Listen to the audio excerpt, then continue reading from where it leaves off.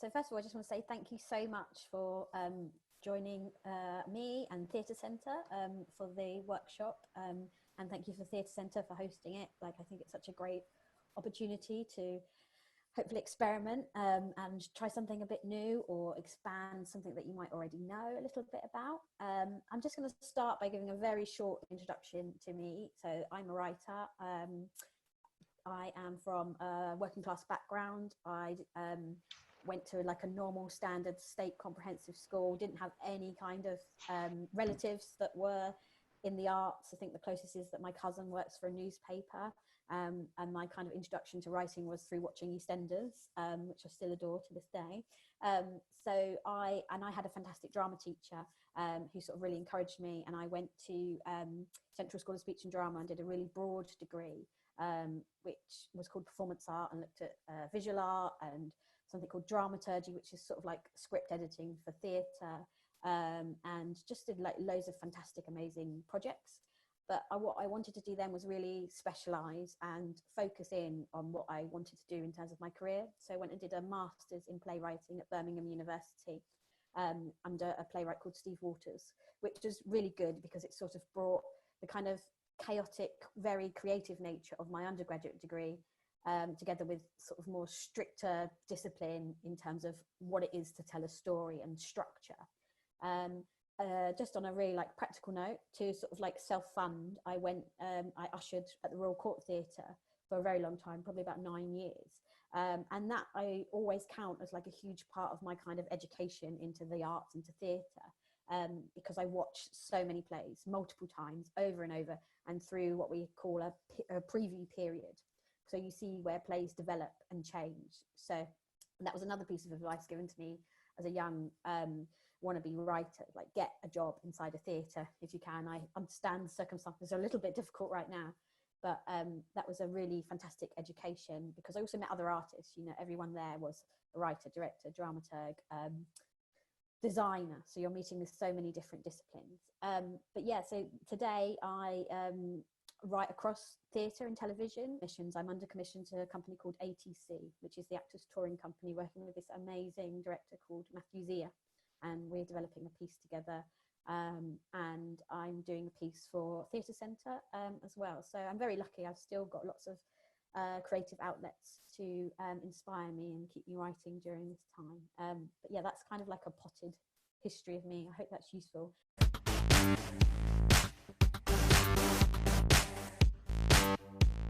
Writing is a muscle, and the more you do it, the more you'll learn, and the more you'll be able to experiment and play. And Lynn Coughlin, who I mentioned earlier, she talks a lot about how that it should be your chaos part of your brain and your structured part of your brain merging together, entwining. So what we're going to do now is, moving on from sort of the idea of play, is automatic writing. I'm not sure if anyone's ever done this before. I'm sure you probably have. But the idea is, oh, maybe if you could have the next slide, please, Rob. Thank you. Is that you write continuously for 2 minutes non-stop. You don't let your pen leave the page. It does not matter what you write. You could write elephants are green and I like potato, you know, literally anything.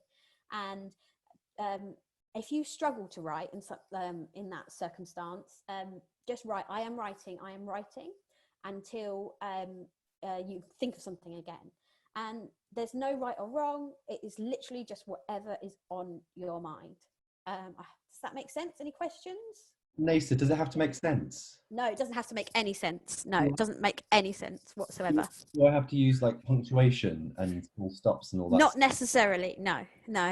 Just a trail of thoughts that I have in my head. Absolutely, yeah. Literally whatever is in your brain. So it could be, I don't know, cupcakes are cool, but so are bananas, you know, like, I don't know, anything. Fine, great.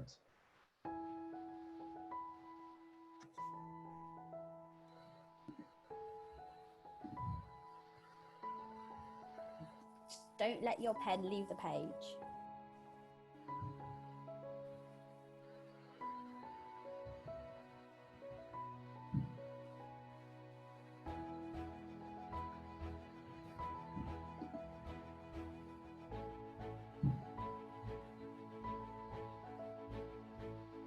And if you're struggling, just write, I am writing, I am writing, I am writing, until something else comes to your mind.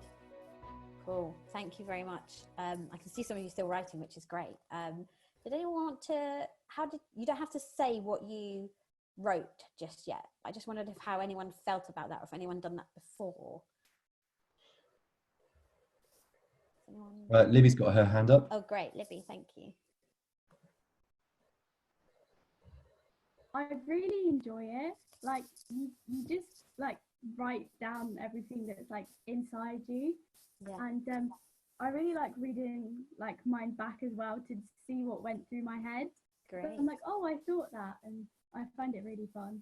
Cool. Well, that's good. That's exactly what we're going to do now on your own. If you just read over what you wrote, you can read it a couple of times, and then just highlight anything that you found, as the slide says, surprising, unexpected, interesting. It could be a line, an image, a rhyme. What do you notice? We'll literally have about 30 seconds for that.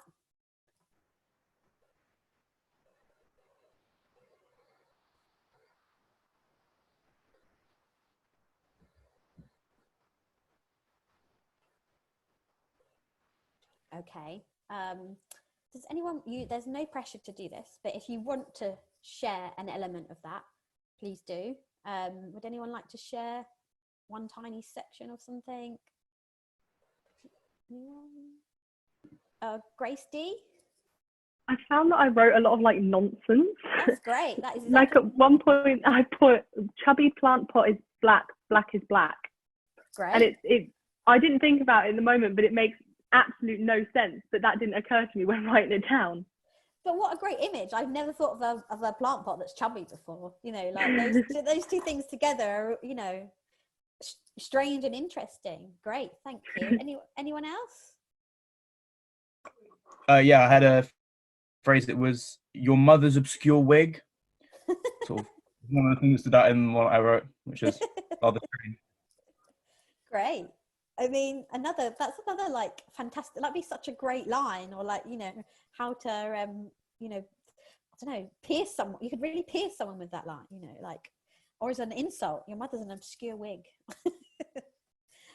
Great, thank you. So yeah, basically the point of that, which I'm probably sure you've already guessed, is just to kind of let go and allow yourself to be a bit free and kind of empty your minds, and sort of sometimes I think about writing in terms of layers, and sort of getting to the first layer of your subconscious almost, and yeah, really digging deep into kind of what your voice is as a writer. And yeah, it's just fun, you know, it's fun, and it's and I try and do that before I write anything, just to make sure my brain, I've got 2 young children, so I'm not like, so my brain isn't full of like craft and glitter or something, but yeah.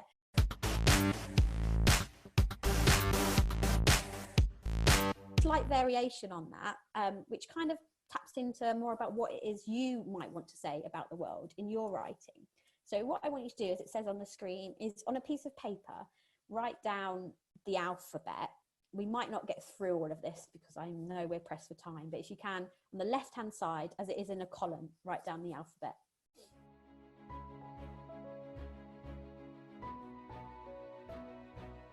This is where I forget the alphabet, by the way. And I have to sing. But again, I won't put you through that, so don't worry. Nearly there. So you just give me a thumbs up when you've written the alphabet. I know it's quite long. Cool, thanks Joe. Cool, brilliant, thank you. Cool, I think we're there. And then for 2, I'm going to set a timer again, and maybe we won't have any music for this one, Rob, if that's okay. Thank you though. And as you can probably see on your slide, or you might not be able to, but I'm asking you to write the first word that comes to mind, beginning with that letter. So I did this. You can probably tell I have animals, and there's an egg shortage in this house, because I was like animal, Brexit, cats, dogs, eggs, and just one word, and the first word that matches with that letter that comes to mind. And again, it's about speed. It's about not thinking. It's about writing, finding your muscle to just go. So I'm gonna look at my clock. What time is it now? It's 14:34, so I will see you. Oh no, it's 14:35 now. 37. 2 minutes. Go. And don't think, just write.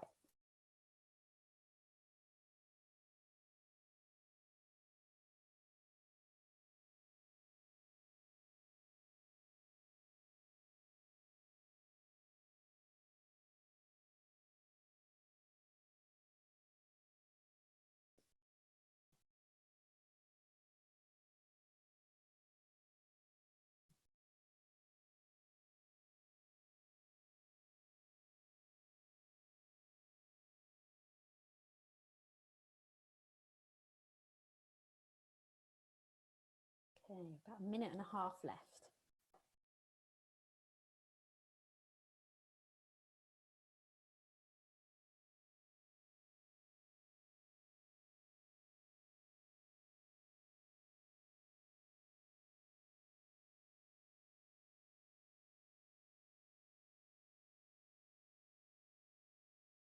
About 40 seconds, I think.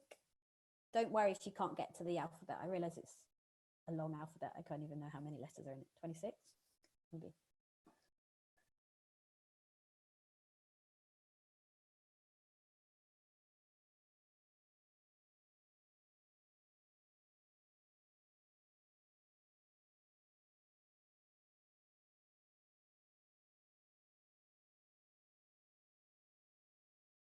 Nearly there. It's like watching a kettle and watching my clocks.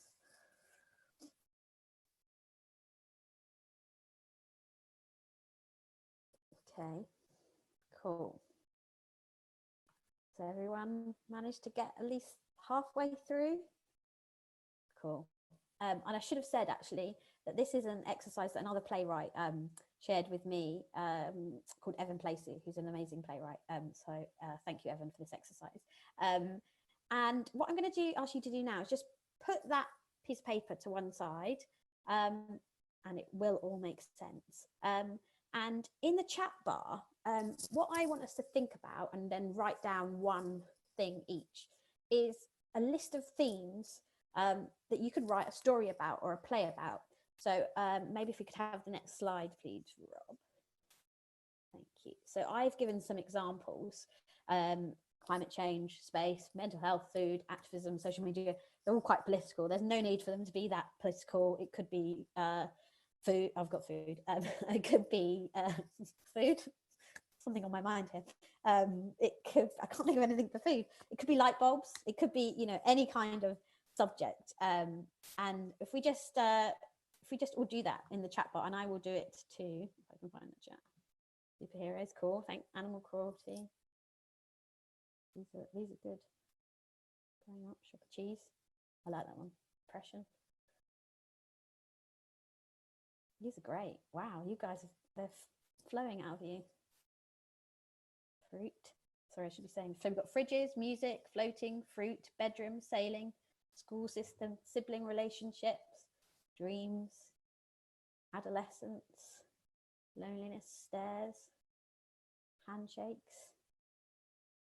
There's no right or wrong. You know, anyone can tell a story about whatever they want to tell. And what we're going to do now is kind of, again, in the vein of chaos and structure, is using the words you wrote down in the alphabet. So the social interactions, thank you, the ABC, the alphabet letters. What I want you to do is write a monologue based on one of these themes. It doesn't have to be your own theme at all. But you must use your words, your alphabet words, in the order of which you wrote them. So in my one, it would be, if I can just go back to my first slide, sorry, Rob. Thank you. So if, for example, mine was about, my subject was the weather, and my letters in order, and I'm going to completely riff here, so please, no commissioners take this as my writing ability. So it will be, and weather, okay. Animals, like the weather, like humans, like Brexit, like cats, like dogs. Yeah, I mean, that's terrible. Rob's like, never commission this writer. But I hope that makes sense. I thought it was really great. Oh, thank you. Commission it. So, in terms of the exercise, do we? You can put other words in it, but we've just got to use those words in order. Correct. Yes. Yeah. I was being a bit mean with myself. I was getting to my next letter very, very quickly. So yeah, it can make total sense. Mine was a bit nonsensical. And we can use. Do we have to write a sentence per word, or can we, as you did, sort of bulk them together as well? Yeah, I think you can bulk them together. However you, whatever works for you. And this is kind of about, bringing in a bit of how you might structure a story around what you've got, because the chaos part of it is kind of already in place for you. So your brain and your mind can kind of start to construct story, and it will do that automatically, because I sort of believe that's kind of what we do as humans anyway. We create story in everything. Any other questions from anyone else? I'm going to give you maybe like 4 minutes for this, I think, in the interest of structure and thinking. But once again, there's no right or wrong. This is all about play and all about using the creative parts of your mind. So 1441, and we'll see you shortly. Thank you very much.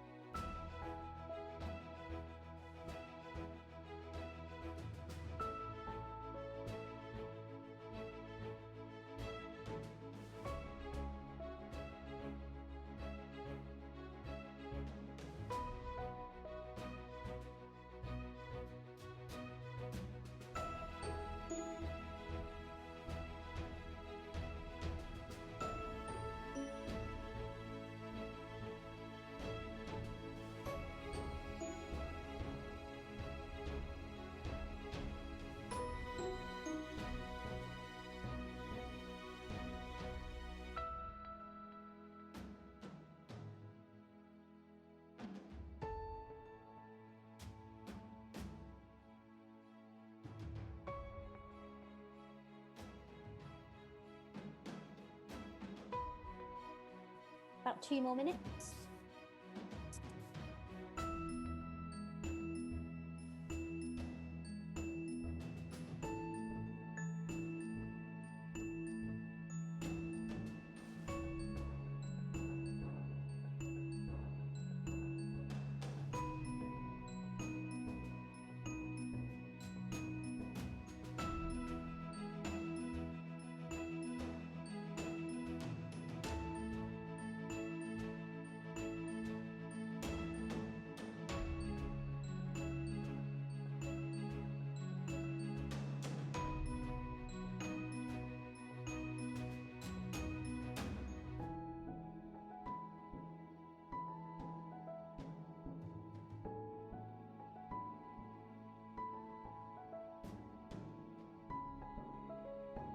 One more minute.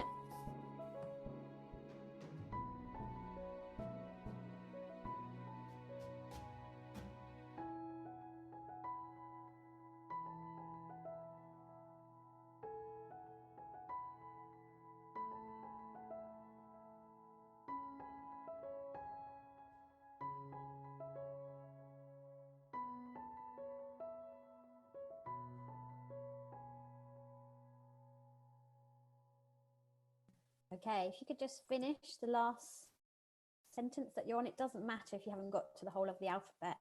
It's a tricky task at speed, I appreciate. Does anyone have any, you don't have to tell me what you wrote just yet, but any thoughts about what that exercise felt like? Was it tricky? Was it interesting? Libby? Because like the way some of it got written, I was like, where am I going with this? One of my sentences just does not make any sense. So I was laughing to myself as I was writing it. Great. Cool, thank you. Does everyone want to have any so everyone has a read over what they wrote, and in the similar sort of vein to how we did the other automatic writing exercise, highlight anything you time particularly interested, unexpected, an image, a line, a rhyme. Oh, thank you, Heidi's just sent a message across. It was great to have a path to follow. Lots of ideas. Okay, 10 more seconds.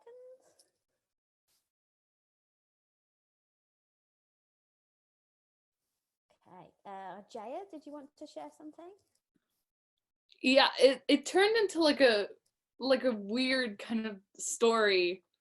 Great. I can read some of it if you want. Yeah, please do. An asthma-ridden kid was sitting in his boxes sniffing a cork from a wine bottle. He was my dog's owner. He had an edge about him, but he was still flamboyant and gorgeous.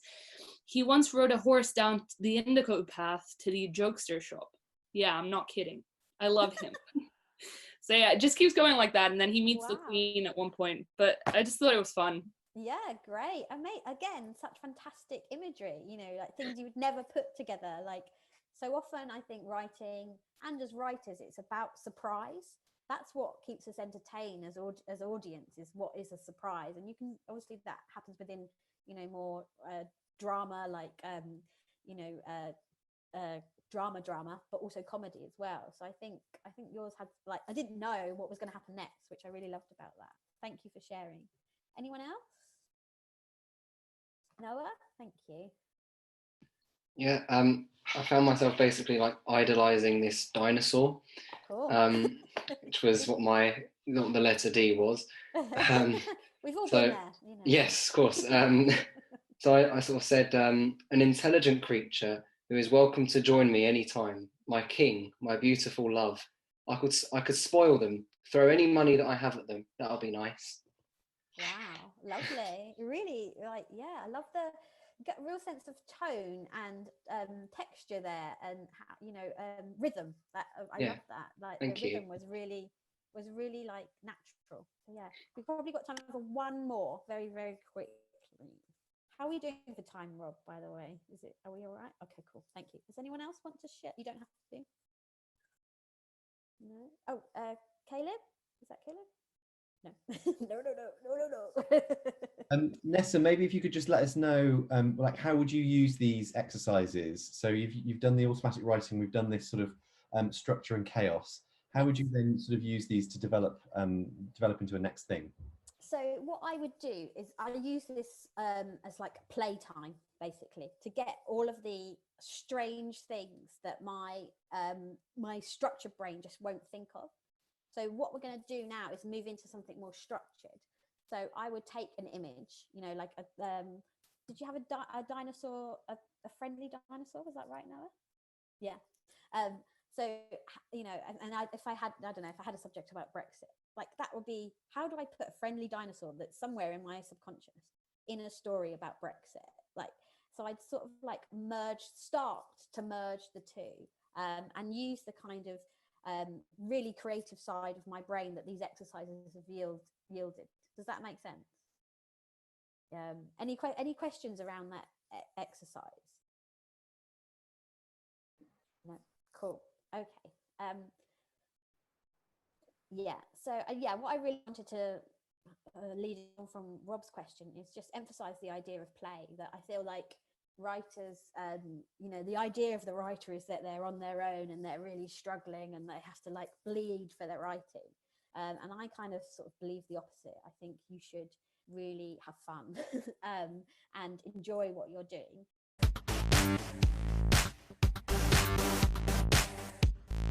We're going to go into quite a long exercise now, and it's something that who I've mentioned earlier, the playwright Lynn Cochran shared with me when I was at Birmingham University, and it sits so much within the idea of not thinking and allowing your brain to do a lot of the work and the structure for you, and also about responding with your gut. I think so much about writing is about really finding about what it is that you want to say about the world. And sometimes you sort of have to find a way to listen to yourself. So I will get started. I'm just going to ask you a series of questions. And again, write down the first thing that comes to your brain. And it's about a character, a new character that you are going to create as part of this exercise. There's no wrong answer. Okay, if we could move on to the next slide, please. So I just want you to think of your character's name. Anything, could be any name you've got.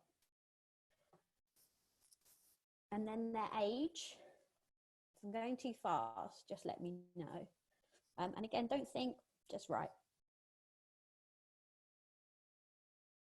And then if they, just going back to the age, if they can be old enough to talk, so I guess at least 10 years or older. And now what I want you to do is think about the place they were born. And it doesn't have to be like so far away from your own cultural background, and that you, in a way that you'd struggle to fill it out. But somewhere that you probably have a little familiarity to.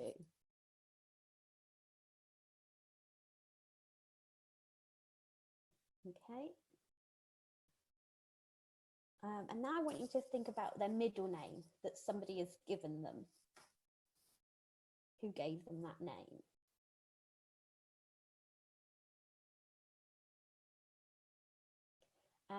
And you're probably your brains are automatically probably doing this because this is how our brains operate. But what is the story of how they got that name? What's the connection? Who gave it to them?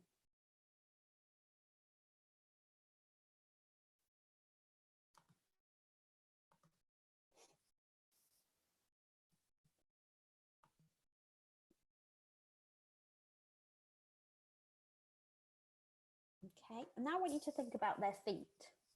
What are their feet like? What size shoes do they take?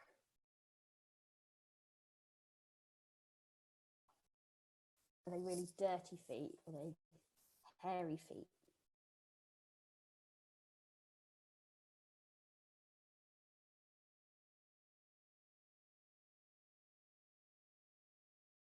And the next thing I want you to think about is if they've got any scars on their body. And if they have, where is that scar?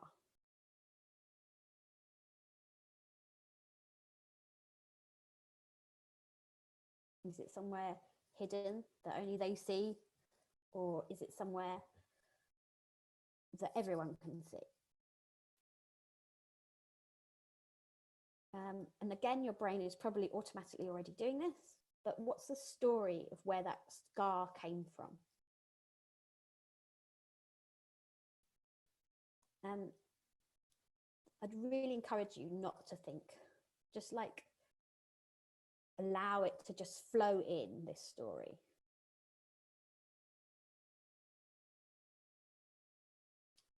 The next thing I want you to think about is the place where this character wakes up every morning. Sort of imagine yourself at that moment when somebody is woken, but they haven't quite opened their eyes yet. So they're in that sort of weird moment of like half sleep, half awake. And in the background of what you're thinking about is where it is.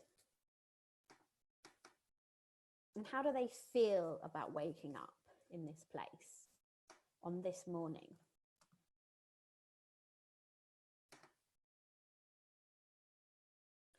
Is there a distinctive smell?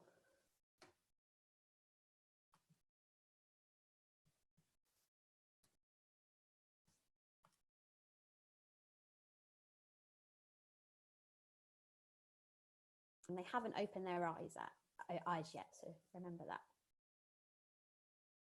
And there's something they have to do today, which is a significant thing, and they're a bit worried about it or nervous about it. What is it? What's the one thing that they have to do?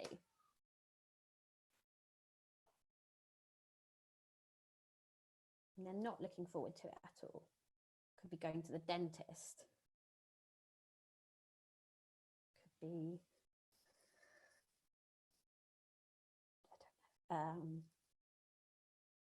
going to have a meeting about their job. Okay, so now they've opened their eyes now, and they're going to look at a photograph, and in it has a person or an animal which is really significant to them. Who is that? Or what animal is that?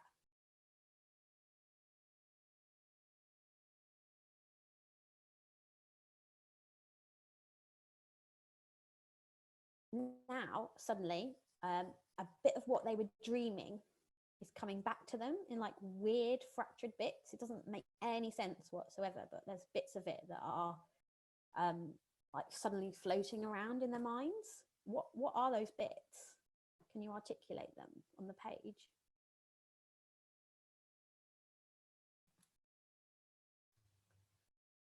Okay, so you're suddenly going to hear your character's voice for the first time, which is you haven't heard it before. And what I want you to do in order to hear their voice is complete the sentence. So I'm going to give you some sentences. And they're on your screen now, but they are: I wish, I regret, I resent, I deny, and I forgive.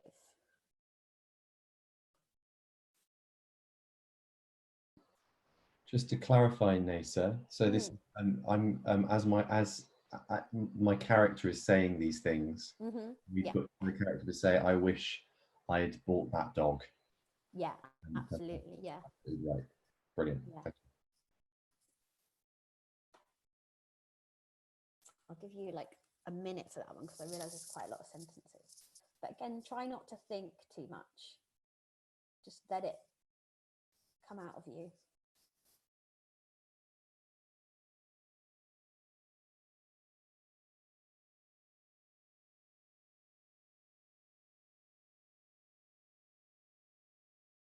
Okay. Maybe 30 more seconds. And don't worry, you can always go back and refill this at a later stage. What I want you to think about now is a quality that your character, you could really like about your character, a likable quality, and you respect them for that. And again, try not to think too outside of your own realm of experience. It could be something you really like about your best friend, like they're really funny or they're very kind to animals. What is it that makes them, you like them?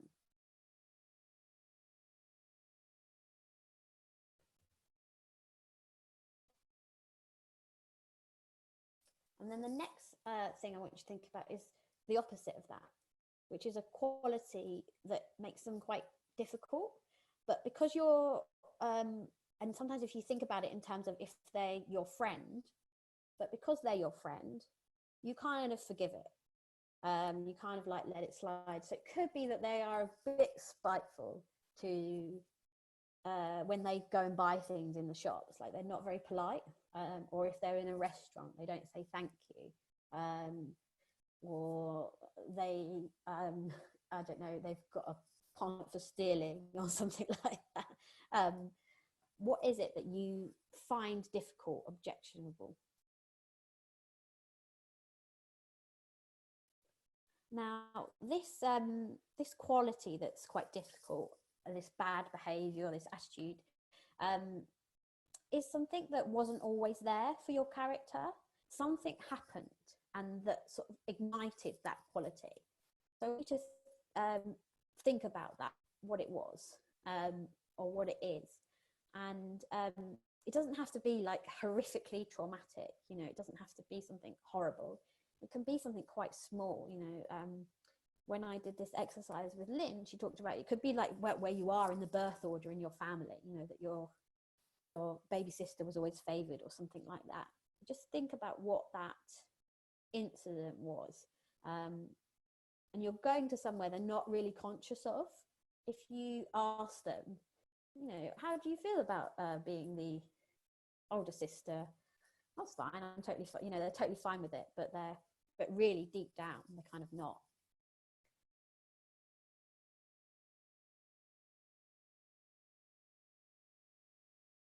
Okay, the next thing I want you to do is come up with an objective that your character wants in their life at the moment. Something really clear, something really practical, not emotional. So it could be they want to be an Olympic swimmer. They want to be a world-renowned baker. And for those of you that did Fraser's session last week, I rewatched it and he talked a lot about objectives and wants. And it's so important for your character to have a want. and to be going on a journey towards getting that want. And then the next thing, and this is the last thing actually a part of this exercise, is to think about what does your character need, which has a real distinction to want, because need is about emotional need, about emotionally what would satisfy them. And it can't be to be loved, because everybody wants to be loved. It has to be something really inner. So it could be to be valued, which is a slight variation. It could be to be forgiven. It could be to forgive. In all great stories, and you'll probably, you probably already see it anyway, but when you go back and watch something on the television or on theatre, you'll see that characters are in this constant state of their want, and they're fulfilling their emotional need or not fulfilling their emotional need. Okay. Did anyone miss anything? Does anyone want me to go over, pull up a slide? No, I think cool. If you want to have a quick read over what you've done, and it would be really great for this if people could share it once you've had like a 30-second read, and again highlight anything that's interesting that you're quite shocked by. Does anything marry up, even though you were thinking in kind of a quite subconscious way? So I'll give you like 30 seconds to do the highlighting.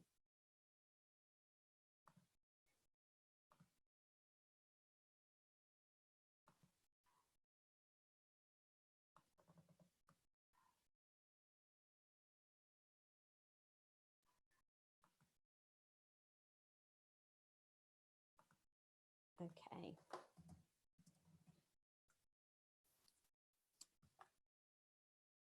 Does anybody want to share anything? Their characters? Chad? Yeah. You want to take us through your Can I journey? just read through it? Yeah, if that's all right with you. It'd be great to hear see where your So, character goes. his name is John Carnan. He's 34. He was born in Stratford-upon-Avon. His nickname or middle name is Roland because he's never seen not wearing a Roland watch. He has really small feet and is embarrassed about the size, so he wears a size bigger shoes and puts padding in them. He has a stab wound, which looks really, really cool, but he actually got it when he was stabbed by his grandma, who was just holding a knife, and he brought her tea, and he just walked into the knife. But he doesn't like to tell people that because it looks really cool, and he likes to pretend that it was some sort of cool fight. That's so good. That's so good. He wakes up in his bed in Liverpool because he's moved to Liverpool, in Liverpool flat. It smells like Axe body spray. He has to go litter collecting as community service after he stole a huge amount of duck food to feed the ducks in the Liverpool Canal. He has a photo of his grandma by his bed. In his dream, he had a car full of the fragments of his dream that he has are a car full of apples and a triangular pink sun. He wishes that he was more of a man. He regrets stealing the duck food. He regrets his grandmother for still living with him. He denies his insecurities. He forgives his grandmother for stabbing him. And a good positive trait of his is that he's incredibly caring about animals, really passionate about animal rights, hence the duck food. He can be really aggressive, but his a negative trait of his is that he can be really aggressively inquisitive. So he doesn't really give you space and this kind of developed when he was younger. He struggled to make friends and found that if you ask people a lot of questions, it starts some sort of dialogue, and he kind of uses that as a go-to because he wasn't sure how to start conversations with people. He wants to get he wants to get a job as a curator at the Science Museum of Liverpool. That's his kind of objective. And his need is to be seen as more of a normal person, make friends, get invited to the pub, that kind of thing, have more of a normal life. Wow, amazing. What a character and what a story, like in terms of I think there's something for me in that about his grandma. There's something that sort of really needs to be hit, like not just the scar, the physical stabbing, but there's like the fact that he wakes up next to his grandma with the grandma's picture, but the grandma lives with them. Was that right? Yeah. Yeah, like I think that's really powerful. How do you feel about that character? Is that someone that you were you expecting that person to emerge? No, not at all. I'm in a really weird mood where I'm coming up with a lot of comedic things, which isn't really like me, but it's quite fun. I quite enjoy this slightly more ridiculous aspect of characters. Yeah, absolutely. But I think all of like the ridiculous elements are actually what make the character really human.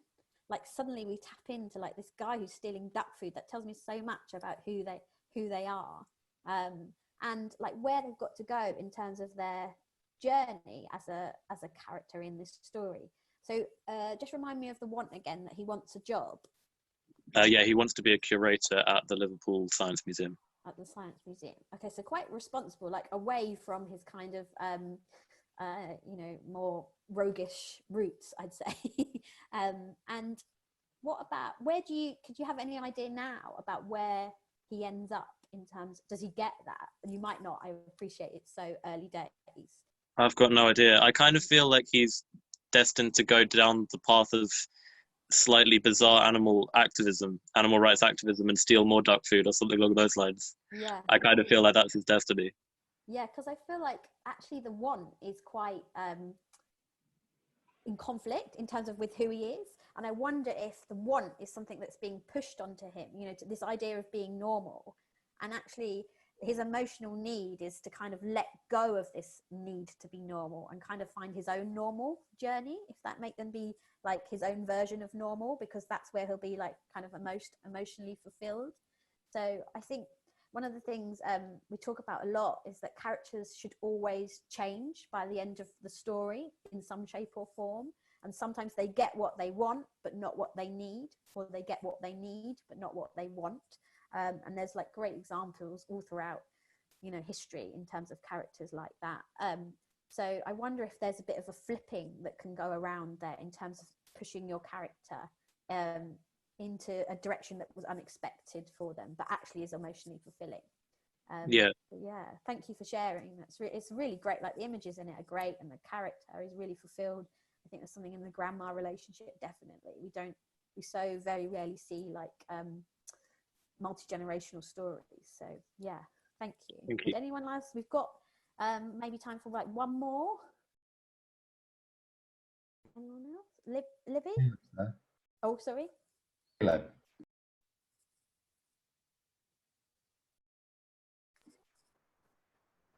Oh, I can't hear you, Libby. Oh. Now. Can hear you now, yeah, thank you. So my character is called Jessie, and she's 14, and she lives in a farm, and like her middle name is Rose, because when she was born there was like a rose nearby. She lives in a bungalow, and she has like a scar on her arm because she fell off a hay barrel when she was younger. She is nervous to go to school because she's been like homeschooled for her whole life.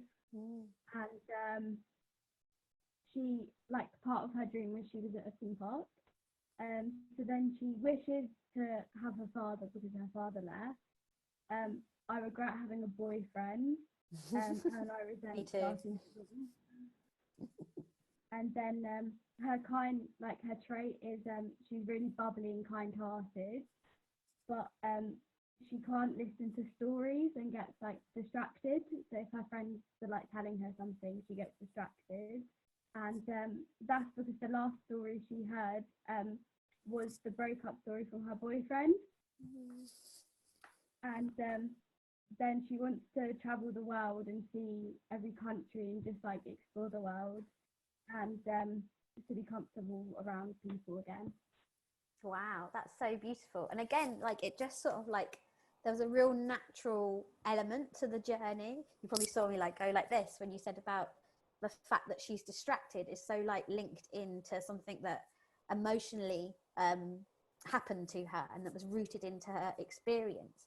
I wonder, just this is me completely riffing, but if there's anything in terms of like her dad, like pulling out a bit more with her dad, and maybe I thought you might have been also about to say that the last story that she ever heard was from her dad, and that there's something for me in that about that that journey, and like, what is it about her that wants to travel the world? Do you have any idea yet? No, I didn't get there. No. Yeah, that's fair. That's totally fair enough. It's yeah, it's great. How did you find that as an exercise, Libby? It was just like, I love just writing, like, because you just get everything out, and like the whole like creative, and just turn off like your structured brain is just really like relieving. Cool. Thank you so much for sharing. Have we got time for one more? Don't worry if we haven't, Rob. Caleb, is that right? My character is called Max. Cool. He is 22 and he was born in London. His middle name is, or his like nickname is like, he's like a joker. He's a silly person. He got this nickname because he does really dumb stuff that puts himself at risk. He is a size 10. He has clean feet, and he has a scar on his face from a fire when he was a child, when he lost his parents. He doesn't like to talk about that. He wakes up every morning in bed in London. He's tired and exhausted, and he's nervous about a big meeting at work that determines his job, whether he carries on working there. A picture he has is his pet puppy, and in his dream, he was flying. He wishes he had woken up early so he could get ready for the meeting, because now he's late. Oh, no. He regrets waking up late, and he resents his boss. He feels that his boss is annoying, and he denies whatever actions they claimed he did. He forgives his puppy for peeing on the floor, and he's very easy to talk to. However, he hates to talk about his past, and he never takes things seriously, so his friends kind of get annoyed about that. Oh, you just cut your mic, sorry, by accident. We just missed you there. He hates to talk about his past, and he never takes things seriously because he wants to hide his inner trauma because of when he was a child. He wishes he had a stable job, and he wants to be forgiven. Wow, amazing. Like, such a well-wrought character, again, like with so many depths. Like, I can really imagine this person, you know, that doesn't feel like too far from some people I know that sort of like present, I'm a really happy person, but actually the journey that he needs to go on is to maybe allow himself to be a bit unhappy, and to say that that's okay. But I loved all of like the external kind of context that sits around that this guy effectively can't hold down a job, and, you know, how can you have fun but also, you know, support yourself? You know, even getting a puppy, you know, I mean, I have 2 dogs, so I'm probably a bit like Max, but you know, I'm still that person who eternally wants to be a little bit of a child and doesn't want to ever be unhappy, which is just not possible. So I think you've got really 3 great characters there that, you know, that have got big, clear objectives in terms of their story, but also a really thorough emotional roller coaster of a journey to take them on. So yeah, thank you so much.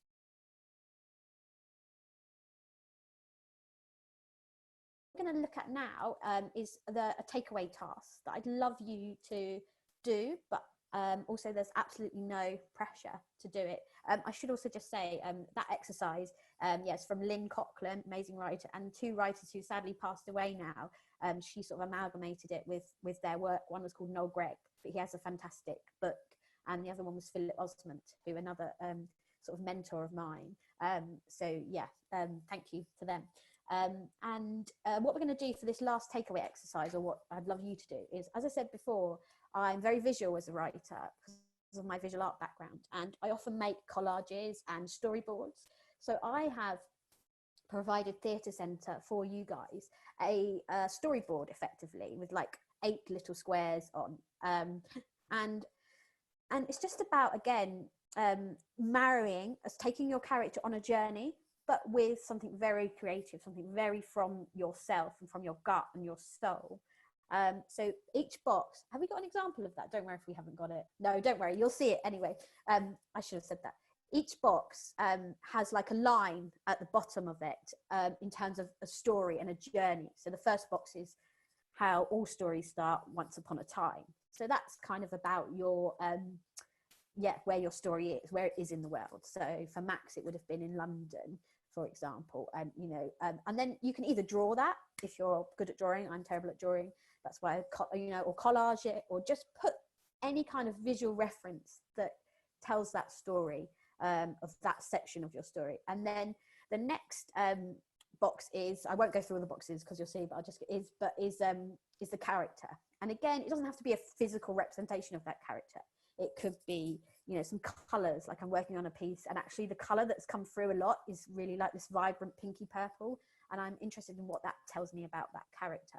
And then it goes on, and effectively it's beginning, middle, and end, but with quite clear pointers in terms of something that you've probably heard of before, but an inciting incident. So something happens to that character, and that makes them want something. And as we've sort of discovered in this session, that they have a practical objective that takes them through that story. And it's just, again, about having fun.